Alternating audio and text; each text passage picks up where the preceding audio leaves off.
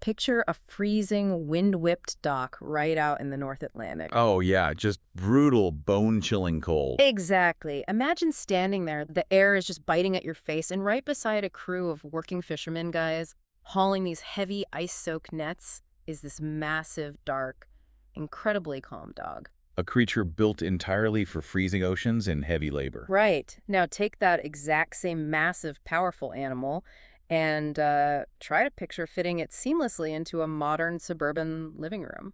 It's quite the contrast, you know. You're taking an animal biologically engineered for absolute extremes and placing it into a completely different environment. Which is why today we're doing a deep dive into a really comprehensive guide on the lifespan and care of the Newfoundland dog.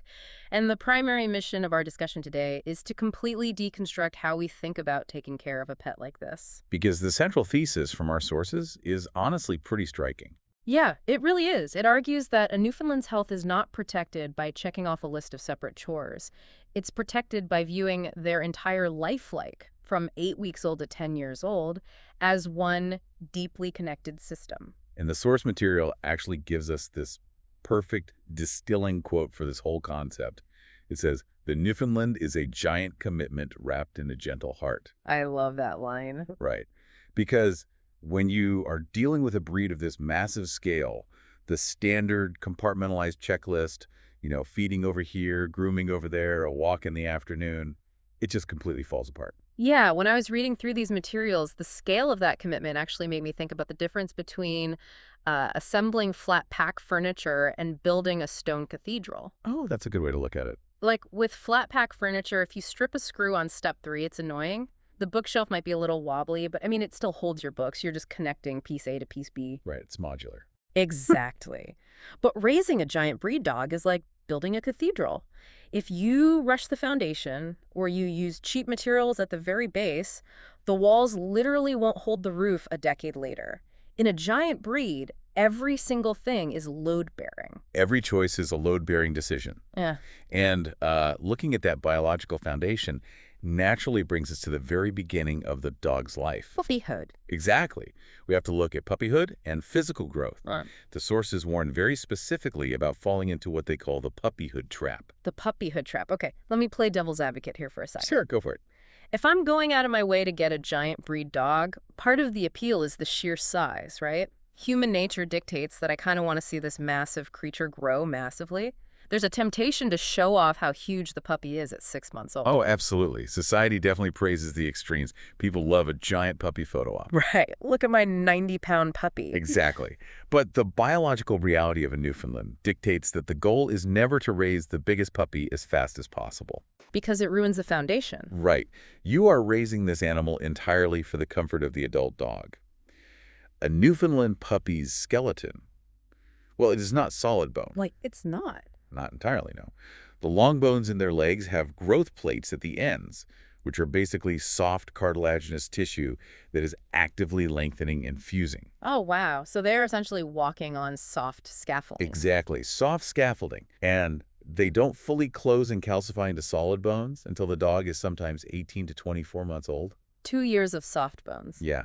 So if you push that growth by overfeeding to get a bigger dog faster, or if you allow high-impact exercise, you are physically crushing that soft cartilage. Because the scaffolding just can't hold the weight. Right. The bones will grow unevenly or warp, permanently ruining the cathedral's foundation. It requires steady, incredibly controlled growth. Which means your daily routine is suddenly engineered around protecting cartilage. Like you're putting down rugs so they don't slip on hardwood. Yep, traction is key. You're carrying a heavy puppy up and down stairs so they don't impact those joints, and you're actively stopping them from jumping off the couch. It is entirely about protecting the structural integrity. And this ties directly into how the source text defines weight. It uses a very specific phrase. It says, weight is pressure on the whole life. Pressure on the whole life. That frames it so well. It's not about passing judgment on a chubby dog. It's just a physics problem. It is pure physics. Yeah. Every extra pound accelerates the wear and tear on those joints. Yeah. I mean, it dictates their breathing comfort, their daily stamina, and frankly, how much pain they will be in during their senior years. But okay, with a dog that fluffy, how do you even accurately gauge their weight? I mean, you can't just look at their waistline through 3 inches of dense fur. No, you really can't. You have to get your hands on the dog. Tracking their body condition means physically pressing through that thick double coat to feel the ribs. So you shouldn't just rely on the scale at the vet. Right. You should be able to feel the ribs without pressing hard, but you shouldn't be able to see them. You're constantly monitoring muscle tone.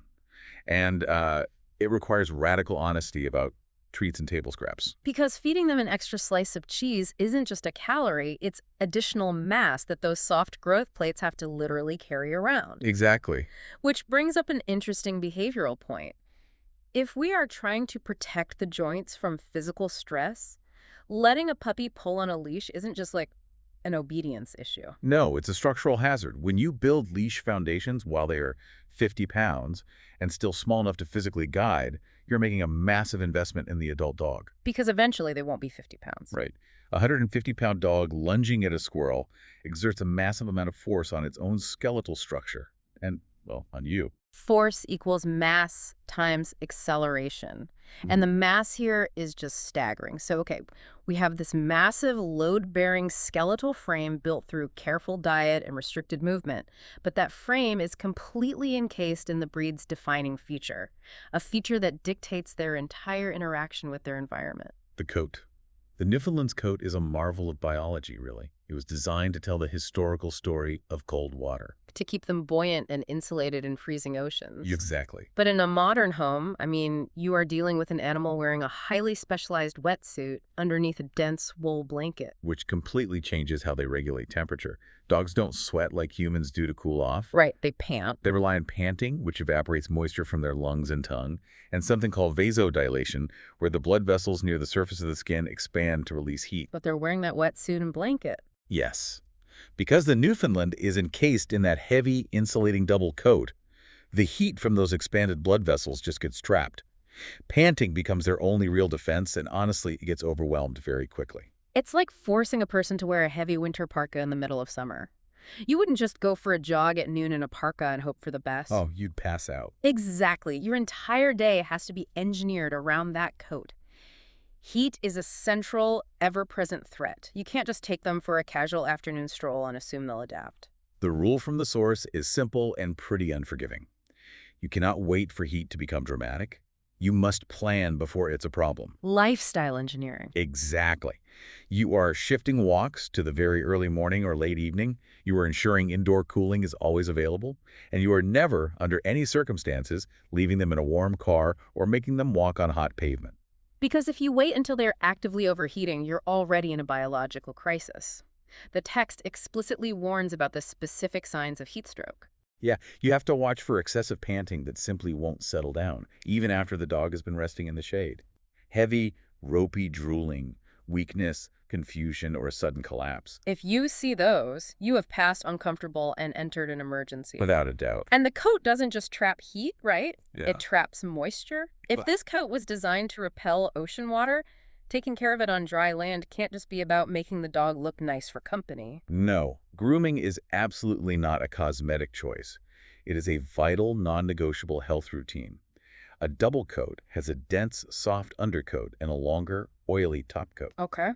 If moisture from rain or a swim gets trapped against the skin under that heavy top coat, it breeds bacteria incredibly fast. The sources mention hot spots, right? Yes, hot spots are acute, rapidly spreading bacterial skin infections.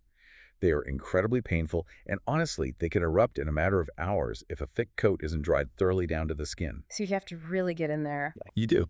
The grooming routine involves rigorous checks for these. It also involves mat checks, because tangled fur pulls on the skin and hides those infections, as well as hiding parasites like ticks that just thrive in that dense environment. And what about their ears? I know water dogs can have ear issues. Oh, definitely. You have to do thorough ear checks and dry the ear canals completely after they are in the water. Okay, so managing all these external stressors, the heat, the heavy coat, it requires intense vigilance. But if the external environment overwhelms the dog, or if the biology simply goes wrong, we move from environmental management to internal emergencies. And this giant anatomy comes with specific critical health risks that require immediate action. Right. The source approaches this internal health awareness with a very grounded philosophy, which I appreciated. They provide these detailed checklists for health emergencies, but they emphasize that these aren't meant to keep the owner in a state of constant anxiety. Yeah, the purpose isn't panic. The purpose is to help owners know when not to wait. Know when not to wait. Love that phrasing. It removes the paralysis of second-guessing yourself. Like if you see a specific pattern, you go to the vet immediately. No Googling symptoms, no calling a friend. Exactly. And a major focus in the text is placed on bloat. Yes. Bloat, or gastric dilatation volvulus, is a genuine, terrifying emergency in deep-chested dogs like Newfoundlands. Walk us through the mechanics of that. Why does a D chest make them so vulnerable? Well, because the rib cage drops so far down, there is physical room in the abdominal cavity for the stomach to swing somewhat freely, almost like a hammock. Oh, I see. In a case of bloat, the stomach fills with gas and actually twists on itself. Twisting on itself sounds incredibly painful, but why is it instantly lethal if not treated? When the stomach twists, it pinches off the blood vessels at both ends. The gas cannot escape, causing the stomach to expand like a balloon, which then physically crushes against the diaphragm, making it impossible for the dog to breathe deeply. That's horrifying. It gets worse. More critically, the twisted stomach cuts off the caudal vena cava. That's the major vein returning blood to the heart. Wait, it literally cuts off blood flow to the heart? Yes. The dog goes into systemic shock, and the stomach tissue itself begins to die from lack of blood flow in a matter of minutes. Oh, wow. So recognizing the pattern is literally the only thing standing between the dog and death. It really is. Yeah. You are looking for a very specific combination of signs. Unproductive retching, meaning they are trying to vomit, but nothing is coming out. Dry heaving, essentially. Right. Combine that with a swollen, tight, or painful abdomen, extreme restlessness, heavy drooling, and distress. If you see that combination, you drop everything and drive to the emergency vet. Don't wait. Okay, now, I have to stop you here, because in reading through these critical health alerts, I hit a section in the source material that felt completely disproportionate. Which part? It moves from bloat, this sudden, catastrophic, twisted stomach emergency, to, well, bad breath and dental care. Ah, yes. Dentistry. Yeah. Equating a deadly systemic shock to gingivitis feels like a massive leap. I mean, why does dentistry belong on this critical life or death list? It seems jarring, for sure, until you view the dog through the lens of that connected system we talked about. A Newfoundland has this beautiful, massive, gentle head and these heavy lips that completely hide the mouth. Out of sight, out of mind. Exactly. The owner simply doesn't see what's happening inside. But the mechanics of dental disease in a dog this size are devastating. If a dog has severe gum disease, the bacteria doesn't just stay in the mouth. Where does it go? It erodes the periodontal ligament, gets into the inflamed gums, and enters the bloodstream. From there, it circulates and physically attacks the heart valves and the kidneys. Oh, wow. So a rotting tooth is quietly destroying the organs over time. Exactly. And long before it causes organ failure, it causes chronic throbbing pain. Which changes everything. Right. If chewing is painful, their appetite drops, which throws off their nutrition and weight. The pain destroys their sleep quality. A dog in chronic pain becomes irritable, anxious, or depressed. So bad breath, gum redness, dropping food while eating, or pawing at the mouth, these aren't just cosmetic issues. Not at all. A bad tooth literally tanks the animal's entire quality of life and fundamentally changes their behavior. And when a giant dog is in pain and their behavior changes, it doesn't happen in a vacuum. A 150-pound animal in a bad mood isn't just grumpy. It changes how they interact with the physical space of your home. Completely. Which makes training and behavior the next crucial link in this chain. The physical reality of the dog dictates the psychological reality of the home. The source highlights this with a brilliant rule. In the Newfoundland, manners are not decoration. Manners are safety. Manners are safety. Let's think about the physics of that for a second. If you have a poorly trained 10-pound terrier that jumps on the delivery driver at the front door, it's an annoyance. Right, you apologize, pick the dog up, and grab your package. Exactly. But if an untrained Newfoundland simply wants to be close to a guest and leans their body weight against them, that is a literal wrecking ball. They can easily snap a toddler's arm or break an elderly person's hip just by leaning. The sheer mass requires the completely different standard of obedience. You You have to train doorway manners so they don't bulldoze through you to get outside. Yeah, being dragged is a real concern. Oh, leash manners are vital, so you aren't dragged into moving traffic if they spot another dog. And they need intense grooming cooperation, because you cannot wrestle a dog of this size to the floor to brush them or check a hotspot. Clear rules with children and visitors are absolutely mandatory. It's like operating heavy machinery. An untrained small dog is annoying, But an untrained Newfoundland is a hazard. The training is the safety manual for the machinery. And because of that connected system, observing their behavior is often your very first diagnostic tool for their health. Because they can't talk. Exactly. They cannot verbally tell you that their hips are aching or their tooth is infected. They tell you by changing how they interact. Right. A sudden resistance to being groomed, or a typically outgoing dog suddenly isolating themselves in a quiet room, is often the very first clue of underlying physical pain. Alongside the behavioral safety, there is the raw physical reality of engineering your home to accommodate this heavy machinery. The sources are very clear on this. A good home doesn't pretend the mess isn't there. They plan for it. You have to embrace the reality of giant messes. I mean, because of their heavy jowls, they are notoriously sloppy drinkers. Giant water messes. Yeah, you need giant heavy water bowls so they aren't tipped over. Right. And you'll find yourself keeping drool towels in almost every room of the house. We're talking about wiping drool off the walls, the ceiling, your work clothes. It gets absolutely everywhere. And what about the floors? You mentioned traction earlier. You must have non-slip flooring. Oh. If they are constantly scrambling for traction on slippery tile, they are putting micro stresses on those massive load-bearing joints we work so hard to protect during puppyhood. Which ruins the foundation. Exactly. And then, frankly, you have to accept the economic scale. Think about your monthly grocery budget, and then add the cost of feeding a small adult human who only eats premium protein. Ouch. Right. Food, heartworm medication, specialized orthopedic beds, veterinary anesthesia. Everything is scaled up exponentially based on their weight. So all of this intense daily management, the structural joint protection, the wiping up of drool, the early morning walks to avoid the heat, the grooming down to the skin, it all ultimately pays off when we reach the final stage of this connected system, the senior years. Yes, the senior years are the ultimate test of the foundation you've built. The most important mindset shift here is realizing that the senior Newfoundland isn't a different dog. They're still the same gentle giant. They are the exact same dog. They just need a slower, much kinder version of the exact same care. Practically speaking, though, how does that kinder care manifest in the daily routine? Well, it means heightened pain awareness.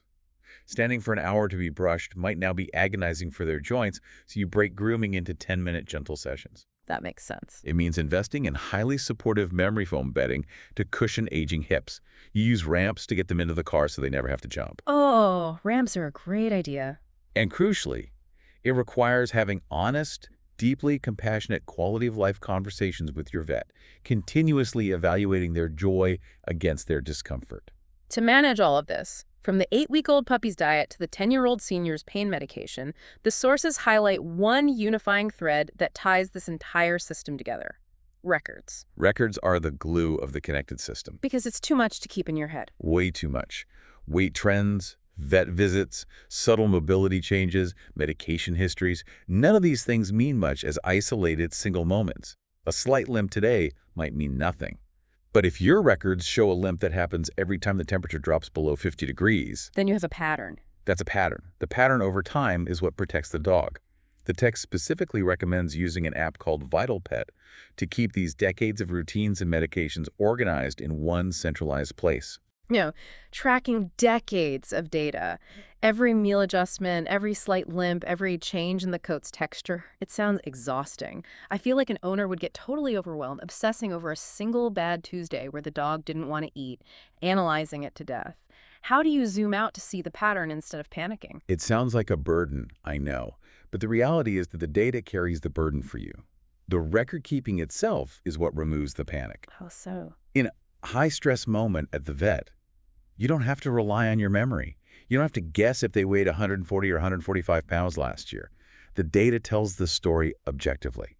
It allows the family to step back, stop guessing, and simply be present with the animal, making room for the dog at every age. It frees up your mental energy to just love the dog. Exactly. As we recap this journey, if you are listening to this and thinking about bringing a pet into your life, consider what we've really explored today. Yeah. The life of a Newfoundland is not measured in grand, dramatic gestures. No, it's not. It is measured in quiet, repetitive, incredibly dedicated routines.